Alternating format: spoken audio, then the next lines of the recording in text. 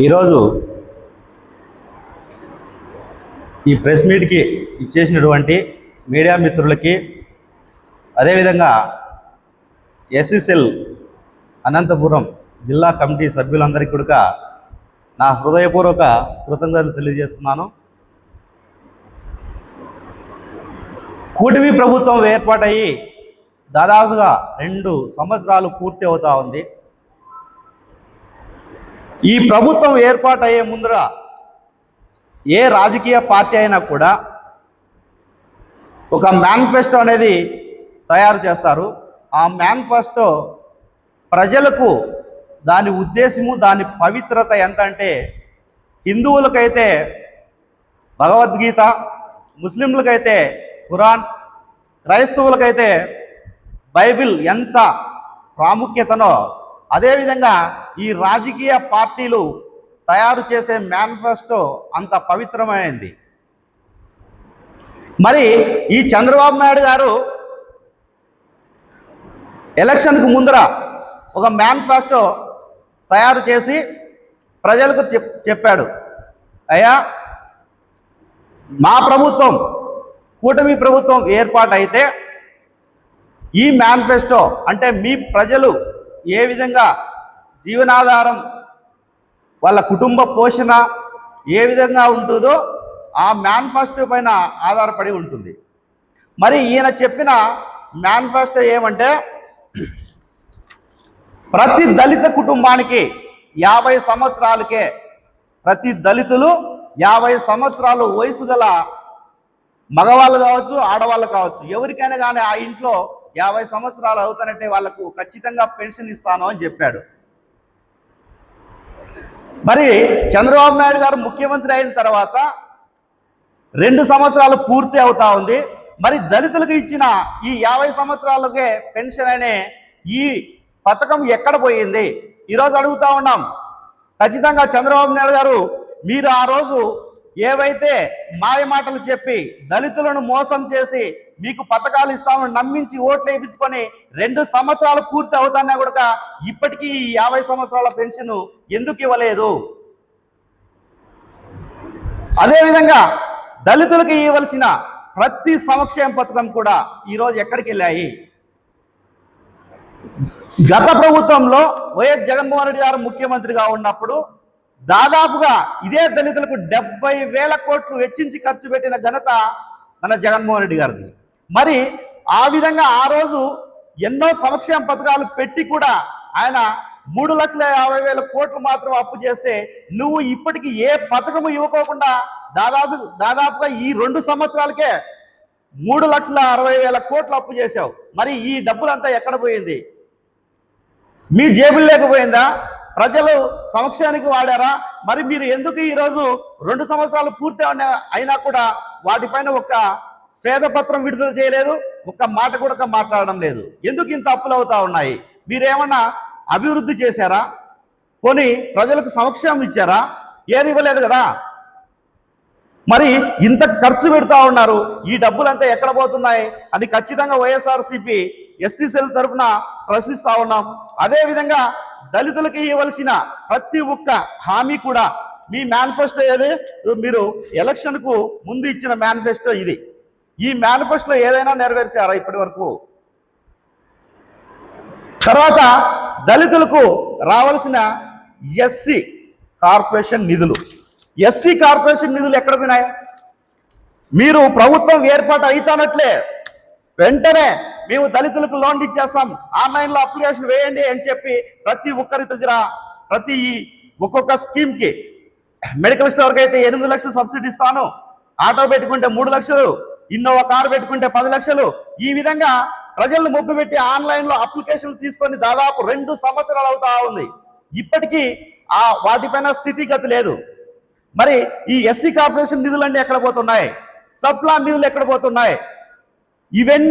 ఇవన్నీ ప్రశ్నిస్తే ఈ కూటమి ప్రభుత్వం రెడ్ బుక్ ఓపెన్ చేసి కేసులు పెట్టి వాళ్ళను భయభ్రాంతులకు గురి చేస్తుంది తప్ప వీటికి మాత్రము జవాబుదారీతనం ఎవరి దగ్గర లేదు. మరి ఈరోజు అడుగుతా ఉన్నాం, చెప్పారు మీరే, ఏం చెప్పారు? 18 ఏళ్ళు నిన్న ప్రతి ఆడబిడ్డకు నెలకు 1500 రూపాయలు. ఎక్కడ ఈ పథకం ఎక్కడ? ఈరోజు ఎదురు చూస్తున్నారు 18 ఏళ్ల నుంచి 50,000 లోపు ఉన్న ప్రతి మహిళ కూడా చంద్రబాబు నాయుడు వస్తే మాకు నెలకు 1500 రూపాయలు వస్తుంది, సంవత్సరానికి ఎంత అవుతుంది అప్పుడు? 18,000 రూపాయలు. 18,000 రూపాయలతో మేము ఏదో మా కుటుంబాన్ని పోషించుకుంటాం, ఏదో మా జీవనాధారం బ్రతుకుతాం అని ఎంతో మంది మహిళలు ఆశపడి నీకు ఓట్లేస్తే ఈ రోజు ఆ 18 సంవత్సరాల నుండి 50 సంవత్సరాలు నిండిన ప్రతి ఒక్క మహిళకు 1500 రూపాయలు రావాలా? అదే విధంగా ఈ రోజు వాళ్ళకు పోల్చుకుంటే ఒక మహిళకు 36,000 రూపాయలు ఇవ్వాలా? మరి వాటి పరిస్థితి ఏమైంది? ఈరోజు నువ్వు మీ కొడుకు మీ పార్ట్నర్ అందరూ కలిసి ఫ్లైట్లో తిరుగుతారు, కానీ ఈ పేద ప్రజలు పడుతున్న కష్టాలు మాత్రం మీకు గుర్తుకు రావడం లేదు. అదేవిధంగా ఆరోగ్యశ్రీ అది ప్రతి రేషన్ కార్డు ఉన్న ప్రతి వ్యక్తికి కూడా జగన్మోహన్ రెడ్డి గారు ముఖ్యమంత్రిగా ఉన్నప్పుడు ఒక్కొక్క కుటుంబానికి 25 లక్షల రూపాయలు ఆరోగ్య బీమా ఇచ్చాడు. మరి ఈరోజు అదే ఆరోగ్యశ్రీని నిర్వీర్యం చేశారు. కనీసం వాళ్ళకి చెల్లించవలసిన ప్రైవేట్ ఆసుపత్రికి ఇవ్వాల్సిన బిల్లులు కూడా చెల్లించక ఈ రోజు వాళ్ళు ఎవరిపైన కూడా చూడడం లేదు, ఎదిగిపోతా ఉన్నారు. మరి మీరు ఏం చేయాలనుకున్నారు? ఈ పేద ప్రజలను, ఈ ఆంధ్ర రాష్ట్రంలో ఉన్న ప్రజలను మీరు ఏం చేయాలని ఉద్దేశం ఉన్నారు? మీరు గద్దెనెక్కిన తర్వాత ఈ విధంగా పరిపాలించడం కరెక్ట్ కాదు. ఇది ఖచ్చితంగా దీనికి ఏదో రకంగా మీరు మూల్యం చెల్లించుకోక తప్పదని కూడా తెలియజేస్తున్నాం. తర్వాత ఇంకా ఏం పెట్టావు? ప్రతి దళితులకి ఒక ఇన్నోవా కార్ అన్నావు. ఎక్కడ? సప్లాన్ నిధులు. ఈరోజు సప్లాన్ నిధులు ఎక్కడ వాడుతున్నారు? గతంలో సప్లాన్ నిధులు ప్రతి ఎక్కడైతే ఎస్సీ కాలనీ ఉంటుందో ఆ కాలనీకి వాటర్ ప్రాబ్లం ఉందా, రోడ్లు ప్రాబ్లం ఉన్నాయా, కాలువలు ప్రాబ్లం ఉన్నాయా, ప్రతి ఒక్కటి ఏమున్నాయో చెప్పి ఆ ఎస్సీ సప్లాన్ నిధులు ఆ కాలనీకి మాత్రం వాడి డెవలప్మెంట్ చేసేవారు. మరి ఈరోజు ఆ సప్లాన్ నిధులు ఎక్కడికి వెళ్ళాయి? ఖచ్చితంగా వీటికన్నిటికీ మీరు సమాధానం చెప్పాలని కోరుతా ఉన్నాం. మాటకు వస్తే నేను అభివృద్ధి చేస్తున్నా. ఎస్, ఏం అభివృద్ధి చేశావు? నిన్న ఫ్రైడే రోజు 20 అప్లికేషన్లు వచ్చినాయంట.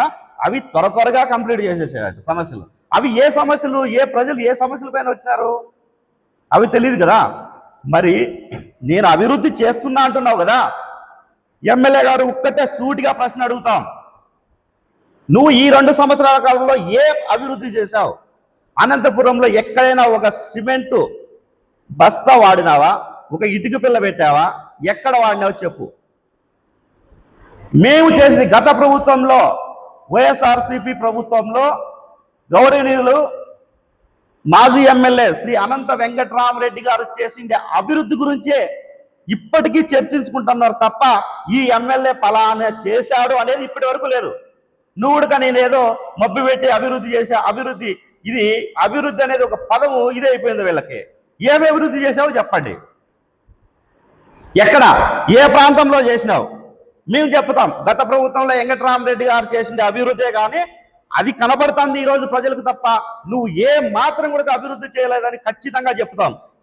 పంగల్ రోడ్డు నుంచి బల్లారు రోడ్డు వరకు 315 కోట్లతో రోడ్లు వేసిన ఏకైక వ్యక్తి ఎవరు? అనంత వెంకటరామరెడ్డి గారు కదా. దాంట్లో మీరు వచ్చి ఏమన్నా చేశారు? ఇప్పుడు ఆయన ఉన్న టైంలోనే ఆయన కంప్లీట్ చేశాడు. నెక్స్ట్ సూపర్ స్పెషాలిటీ హాస్పిటల్ మీ ప్రభుత్వంలో 2014 నుంచి 19 వరకు ఎక్కడైతే నిర్మాణం ఆగిపోయి దాంట్లో సిబ్బంది లేదు, పేషెంట్లకు కావాల్సిన పరికరాలు లేవు, డాక్టర్లు లేరు, ఎవ్వరూ లేరు, ఓన్లీ గోడలు పెట్టి వెళ్ళిపోయారు. 2019లో అనంత వెంకటరామరెడ్డి గారు ఎమ్మెల్యే అయిన తక్షణమే అది నిర్మాణం పూర్తి చేసి అక్కడ కావలసిన స్టాఫ్, డాక్టర్లు తెప్పించి, పరికరాలు తెప్పించి దాని ముందర ఉన్న రోడ్డు ఈరోజు బెంగళూరులో ఏ విధంగా సాయంకాలం ఉంటుందో చెట్లు వాతావరణం ఏ విధంగా ఆ విధంగా తయారు చేసిన గొప్ప నాయకుడు అనంత వెంకటరామరెడ్డి గారు. హౌసింగ్ బోర్డు రోడ్డు విద్యుత్ నగర్ నుండి అరవింద్ నగర్ బ్రిడ్జి వరకు ఎవరు వేశారు రోడ్డు? అనంత వెంకటరామరెడ్డి గారు. మరి దీంట్లో మీరు చెప్పుకునేది ఎక్కడ ఉంది? గుత్తి రోడ్డు ఎవరేశారు? అనంత వెంకటరామరెడ్డి గారు. ఎన్టీఆర్ మార్క్ ఎవరేశారు? అనంత వెంకటరామరెడ్డి గారు. గవర్నమెంట్ హాస్పిటల్ ఎవరు తెచ్చారు? ఇప్పుడు కడుతున్నారు కదా గవర్నమెంట్ హాస్పిటల్ ముందు ఇంకో హాస్పిటల్, ఆ హాస్పిటల్ ఎవరు తెచ్చారు? అనంత వెంకటరామరెడ్డి గారు. మరి గడప గడపు మన ప్రభుత్వము అనే పథకంలో వైఎస్ఆర్సీపీ గవర్నమెంట్ ఉన్నప్పుడు అనంత వెంకటరామరెడ్డి గారు ప్రతి ఇంటికి ప్రతి డోరుకు తిరిగి వాళ్లకు 70 సంవత్సరాలు 60 సంవత్సరాల ముందు వేసిన కరెంట్ పోల్లు మేము స్వయానా చూసాం. ప్రతి పాతింటి కాంపౌండ్లో ఉన్నాయి కరెంట్ పోల్లు, బాత్రూంలో కరెంట్ పోల్లు ఉన్నాయి. అవన్నీ గమనించి అనంతపురం అర్బన్ నియోజకవర్గంలో మొత్తం దాదాపుగా కరెంటు పోల్లు అన్ని మార్చిన ఘనత అనంత వెంకటరామరెడ్డి గారు.